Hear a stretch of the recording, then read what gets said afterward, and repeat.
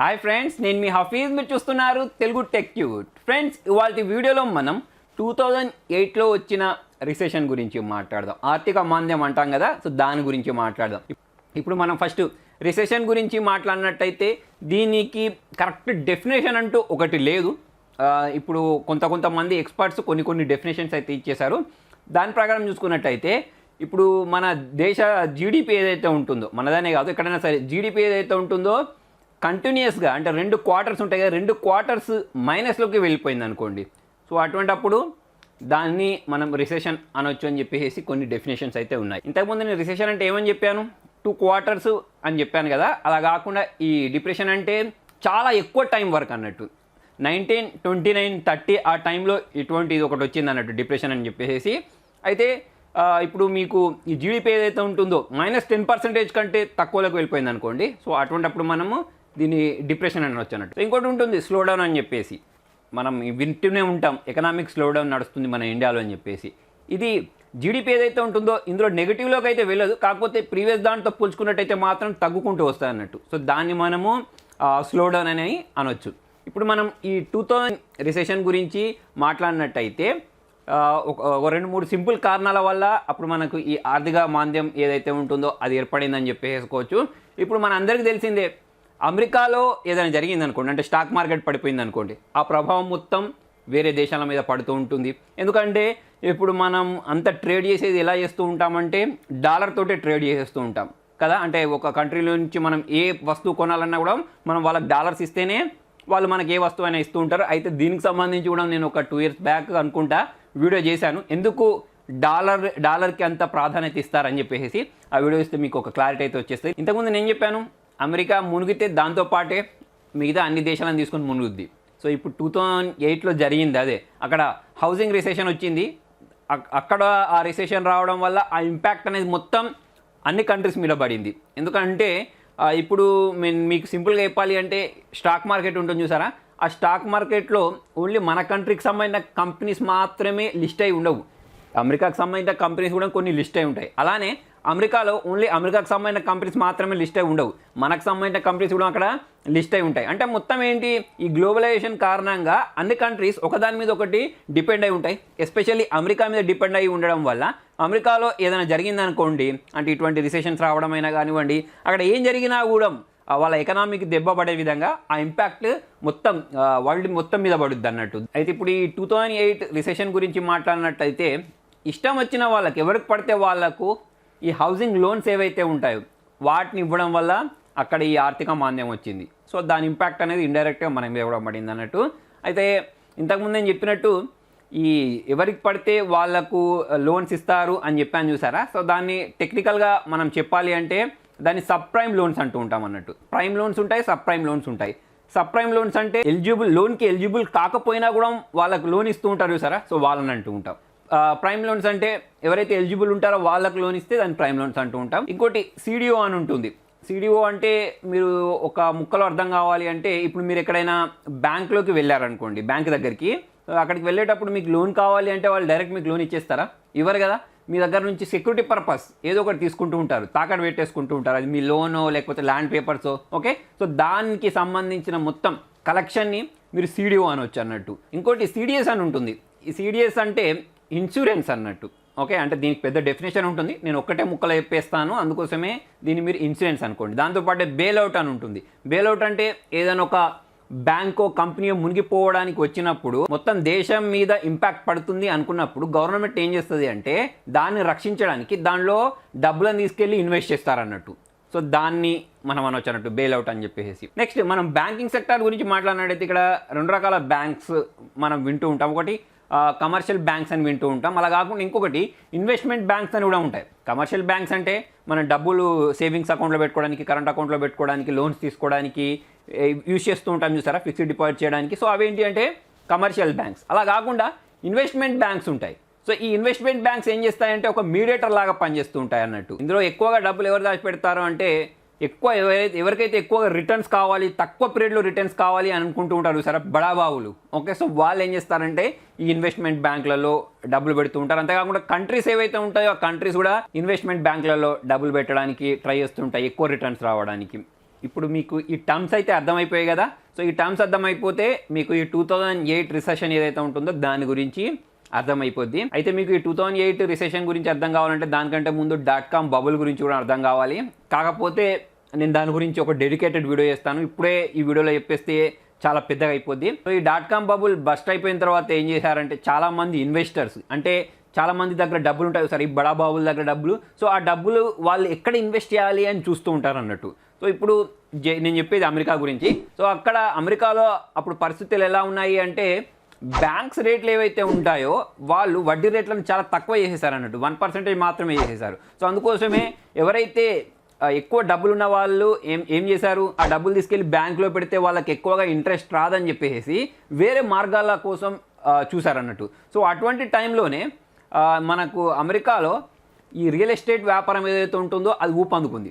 Reason ఏంటి అంటే అక్కడ బ్యాంక్ ఇంట్రెస్ట్ రేట్ ఎంత ఉండే, ఓన్లీ 1% మాత్రమే ఉండే. అంతేకాకుండా అక్కడ గవర్నమెంట్ కూడా చాలామంది హౌసెస్ కొనుక్కోమని చెప్పేసి ఎంకరేజ్ చేయడం స్టార్ట్ చేసింది అన్నట్టు. సో అందుకోసమే అక్కడ ఏమైంది అని అంటే ఈ రియల్ ఎస్టేట్ వ్యాపారం ఏదైతే ఉంటుందో అది ఒక్కటేసారి ఊపందుకుంది. ఈ ఇన్వెస్ట్మెంట్ బ్యాంక్స్ ఏవైతే ఉంటాయో వాళ్ళు కూడా ఈ భూమి ఏదైతే ఉంటుందో దాన్ని క్యాష్ చేసుకోవాలని చూశారు. ఇది ఇంతకుముందు నేను ఏమేం చెప్పాను, యూఎస్లో వడ్డీ రేట్లు చాలా తక్కువ ఉండడం వల్ల చాలామంది బ్యాంక్లోకి వెళ్ళేసి లోన్స్ తీసుకొని ఇల్లు కట్టుకుందాం అనుకున్నారు.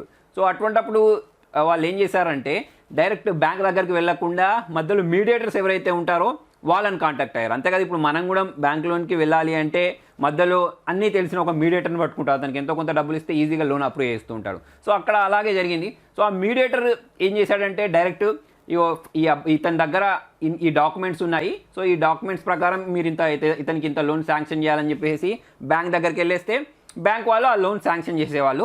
లోన్ శాంక్షన్ చేసేసిన తర్వాత వాళ్ళు బ్యాంక్ వాళ్ళు ఊరికే ఇవ్వరు కదా, వాళ్ళు ఏం చేస్తారు, ఫస్ట్ ఏదో ఒక ప్రాపర్టీని వాళ్ళ దగ్గర పెట్టేసుకుంటారు, ల్యాండ్కి సంబంధించిందో లేకపోతే వేరే ఏదైనా కానివ్వండి తాకట్టు పెట్టేసుకుంటూ ఉంటారు. నెక్స్ట్ ఈ ఇన్వెస్ట్మెంట్ బ్యాంక్ ఈ బ్యాంక్స్ దగ్గర నుంచి లోన్స్ కొనుక్కోవడం స్టార్ట్ చేసింది. తర్వాత ఆ లోన్స్ అన్నిటినీ ఒక కలెక్షన్ లాగా చేసి ఆ కలెక్షన్ మొత్తాన్ని కొలటరలైజ్డ్ డెప్ట్ ఆబ్లిగేషన్ అంటాం, అంటే CDO అంటాం షార్ట్కట్లో. సో ఆ CDOస్ అన్నిటినీ ఏం చేసింది అంటే దానికి ఒక రేటింగ్ ఇప్పించింది అన్నట్టు, అంటే ఒక AAA రేటింగ్ ఇప్పించి. సో ఈ AAA రేటింగ్ అంటే అన్నిటికంటే సేఫ్ అన్నట్టు, అంటే ఎవరైనా ఇన్వెస్టర్స్ దానిలో డబ్బులు ఇన్వెస్ట్ చేసినా కూడా వాళ్ళకు ఎటువంటి ధోకా ఉండదు లేకపోతే ఎటువంటి నష్టం ఉండదు అని తెలియజేసే రేటింగ్. ఇప్పుడు ఈ రేటింగ్ ఇచ్చేసే ఏజెన్సీస్ ఏవైతే ఉంటాయో ఫస్ట్ అవి ఏం చేస్తాయంటే బ్యాక్గ్రౌండ్లో చూస్తాయి, అంటే దీనికి AAA రేటింగ్ ఇవ్వచ్చా లేదా మొత్తం వెరిఫికేషన్ చేసిన తర్వాతనే AAA రేటింగ్ ఇచ్చేస్తాయి. సో ఈ AAA రేటింగ్ చూసి చాలామంది ఇన్వెస్టర్స్ ఏం చేశారంటే ఇప్పుడు ఈ CDOస్ని కొనడం స్టార్ట్ చేసేసారు. సో అలా ఈ CDOస్కి ఎక్కువ డిమాండ్ ఏర్పడింది.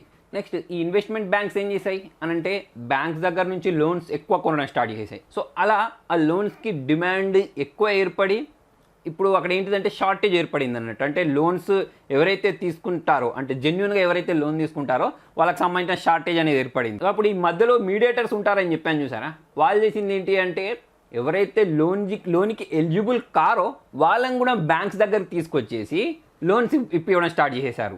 సో అలా వాళ్ళని ఏమంటామంటే మనం సబ్ ప్రైమ్ లోన్స్ అంటూ ఉంటాం, అలా లోన్ తీసుకునే వాళ్ళను. సో ఆ సంఖ్య ఏదైతే ఉంటుందో అంటే వాళ్ళు ఎలిజిబుల్ కారు, కాకపోతే ఫేక్ డాక్యుమెంట్స్ క్రియేట్ చేసేసి వాళ్ళకు లోన్స్ ఇవ్వడం స్టార్ట్ చేసేసారు. సో ఇప్పుడు ఈ లోన్ ఏవైతే ఉంటాయో ఈ లోన్స్ని ఈ ఇన్వెస్ట్మెంట్ బ్యాంక్స్ ఏవైతే ఉంటాయో అది కొనడం స్టార్ట్ చేసేసింది. సో అలా ఆ ఇన్వెస్ట్మెంట్ బ్యాంక్ ఆ లోన్స్ అన్నింటినీ కలిపేసి CDO లాగా చేసి ఇన్వెస్టర్స్కి అమ్మడం స్టార్ట్ చేసింది. సో ఆ ఇన్వెస్టర్స్ AAA రేటింగ్ చూసి డైరెక్ట్ బ్లైండ్గా ఈ CDOస్ని కొనడం స్టార్ట్ చేశారు. సో ఇందులో భాగంగా ఇప్పుడు మనకు ఈ CDOస్ మీద ఇన్సూరెన్స్ ఇస్తామని చెప్పేసి AIG అని చెప్పేసి ఇంకొక కంపెనీ వచ్చింది. అంటే ఇప్పుడు అందరికీ లాభాలు వస్తున్నాయి కదా, దీనిలో భాగంగా మనం కూడా లాభాలు సంపాదించవచ్చు అని చెప్పేసి AIG కంపెనీ అంటే ఇన్సూరెన్స్ ఇచ్చే కంపెనీ మధ్యలోకి వచ్చింది. మీ అందరికీ తెలిసిందే ఇన్సూరెన్స్లో ఏం జరుగుతూ ఉంటుంది అని అంటే ఇప్పుడు మనం బైక్ అయినా కానివ్వండి కార్కైనా కానివ్వండి ఇన్సూరెన్స్ పే చేస్తూ ఉంటాం మంత్లీ. సో మనకి ఏదైనా యాక్సిడెంట్ జరిగింది అనుకోండి, అంటే ఆ బైకో లేకపోతే కారో డ్యామేజ్ అయింది అనుకోండి, సో వాళ్ళు ఏం చేస్తారు కొత్త కార్ ఇస్తారు. ఇప్పుడు డ్యామేజ్ జరగలేదనుకోండి ఆ ఇన్సూరెన్స్ కంపెనీకి మనం పే చేసే డబ్బులు ఏవైతే ఉంటాయో అవన్నీ వాళ్ళే తీసుకుంటారు.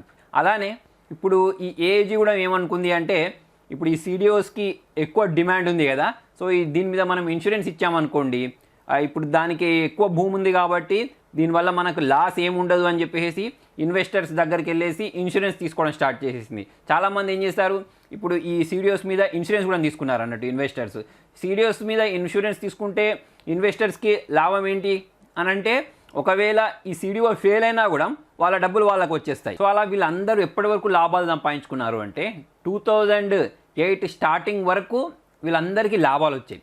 కాకపోతే ఎప్పుడో ఒకప్పుడు అడిట్ అయితే జరుగుద్ది కదా.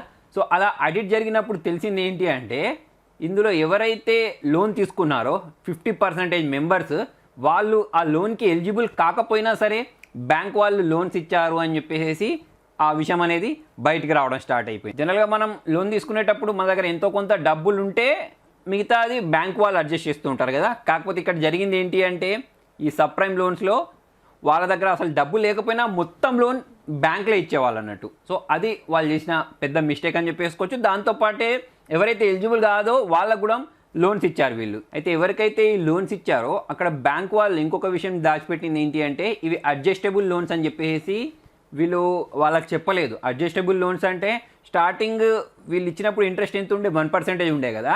తర్వాత టైం గడిచే కొద్దీ అంటే 4 years 5 years తర్వాత ఆ ఇంట్రెస్ట్ రేట్ అనేది మారిపోతూ వస్తుంది అన్నట్టు, 4% 5%. సో అలా ఈ అడ్జస్టబుల్ లోన్స్ అనేవి ఎవరైతే ఎలిజిబుల్ కాదో వాళ్ళకు కూడా ఇచ్చేసరికి వాళ్ళు ఈఎంఐలు కట్టడం ఆపేసేశారు. అంటే ఈ డబ్బులను లోన్ చెల్లించడం ఆపేసేశారు. ఎందుకంటే వాళ్ళు ఎలిజిబులే కాదు అయినా కూడా వాళ్ళకి డబ్బులు ఇచ్చారు. సో వాళ్ళు ఏంటి చేతులు ఎత్తేసారు, మా వల్ల కాదు ఈ అడ్జస్టబుల్ లోన్స్ కట్టడం అని చెప్పేసి. సో అప్పుడు బ్యాంక్ ఏం చేస్తుంది, ఆబ్వియస్లీ వాళ్ళ ఇల్లు ఏదైతే ఉంటుందో, అంటే ఇల్లు కొనుక్కోవడానికి లోన్ ఇచ్చేసారు కాబట్టి ఆ ఇల్లుని జప్తు చేసుకుంటుంది. సో అలా ఎవరెవరైతే ఈ లోన్స్ కట్టలేదో వాళ్ళ సంఖ్య అమాంతం పెరుక్కుంటూ వచ్చేసింది అన్నట్టు. ఎందుకంటే వాళ్ళు ఎలిజిబుల్ కారు అయినా కూడా వాళ్ళకి లోన్ ఇచ్చేసరికి వాళ్ళందరూ చేతులు ఎత్తేసేసారు. సో అప్పుడు బ్యాంక్ ఏం చేసింది, ఈ ఇల్లు ఏవైతే ఉంటాయో వాళ్ళ దగ్గర వాళ్ళు ఈ లోన్ తీసుకొని కట్టుకున్న ఇల్లు వాటన్నిటిని జప్తు చేయడం స్టార్ట్ చేసింది. సో అలా అమాంతం ఈ రియల్ ఎస్టేట్ భూమి ఏదైతే ఉంటుందో అది పడిపోయింది. సో ఇంతకుముందు జెన్యున్గా లోన్ తీసుకున్నారు చూసారా, ప్రైమ్ లోన్స్ అని చెప్పేసి, అంటే వాళ్ళ దగ్గర డాక్యుమెంట్స్ ఉంటాయి, ఆ డాక్యుమెంట్స్ మొత్తం కరెక్ట్ ఉండి వాళ్ళు లోన్ తీసుకున్న వాళ్ళు ఉంటారు చూసారా. సో ఇళ్ళకి సంబంధించిన ధర కూడా అమాంతం తగ్గిపోకుండా వచ్చింది. సో ఇప్పుడు వాళ్ళు లోన్ తీసుకునేటప్పుడు ఒక 50 లక్షలు ఉండే అనుకోండి ఇంటి విలువ. సో ఇప్పుడు ఈ రియల్ ఎస్టేట్ భూమి పడిపోయేసరికి 35 లక్షలకు వచ్చేసింది అనుకోండి. సో అటువంటిప్పుడు ఈ 35 లక్షల ఇంటి కోసం ఎవరైనా 50 లక్షల లోన్ పే చేస్తారా?